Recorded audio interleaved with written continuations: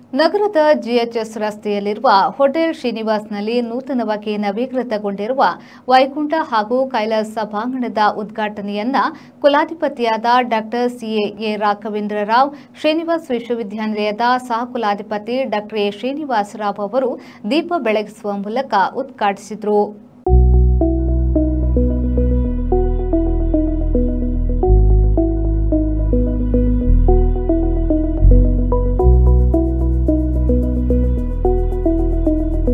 Srinivas group of hotel ಉದ್ಯಮ ಸೇರಿದಂತೆ medical college, ಆಸ್ಪತ್ರೆಗಳನ್ನು ಹೊಂದಿರುವ 40ಕ್ಕೂ ಅಧಿಕ ವರ್ಷ ಹಿನ್ನೆಲೆಯಿರುವ ಸಂಸ್ಥೆಯಾಗಿದ್ದು, ಇದೀಗ ಮಂಗಳೂರಿನ ನಗರದ ಜಿಎಚ್ಎಸ್ ರಸ್ತೆಯಲ್ಲಿರುವ ಹೋಟೆಲ್ ಶ್ರೀನಿವಾಸ್ 7ನೇ ಅಂತಸ್ತಿನಲ್ಲಿ ನೂತನವಾಗಿ ನವೀಕೃತಗೊಂಡ ಕೈಲಾಸ್ ಹಾಗೂ ವೈಕುಂಠ ಹವಾನಿಯಂತ್ರಿತ ಸಭಾಂಗಣ ಉದ್ಘಾಟನೆಗೊಂಡಿದೆ. तामग्निवर्णां तपसा ज्वलन्तीं वैरोचनीं कर्मफलेषु दुष्टां दुर्गां देवीं शरणमहं प्रपद्ये. सुतरसितरसे नमः, सुतरसितरसे नमः. अग्ने त्वं पारयानव्यो.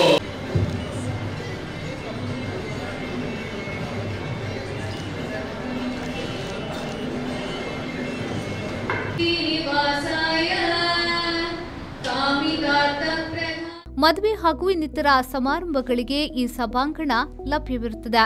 ಈ ಕುರಿತು ಮಾತನಾಡಿದ ಶ್ರೀನಿವಾಸ್ ವಿಶ್ವವಿದ್ಯಾನಿಲಯದ ಸಹ ಕುಲಾಧಿಪತಿ ಡಾಕ್ಟರ್ ಎ ಶ್ರೀನಿವಾಸ ರಾವ್ ಅವರು, ಶ್ರೀನಿವಾಸ್ ಹೋಟೆಲ್ ತಮ್ಮ ಗ್ರಾಹಕರಿಗಾಗಿ ನವೀಕೃತಗೊಳಿಸಿದ 2 ಹಾಲ್ಗಳು ಉದ್ಘಾಟನೆಗೊಂಡಿದ್ದು, ಸಭೆ ಸಮಾರಂಭಗಳಿಗೆ ಗ್ರಾಹಕರ ಅನುಕೂಲಕ್ಕೆ ತಕ್ಕಂತೆ ಇದನ್ನ ವಿನ್ಯಾಸಗೊಳಿಸಲಾಗಿದೆ.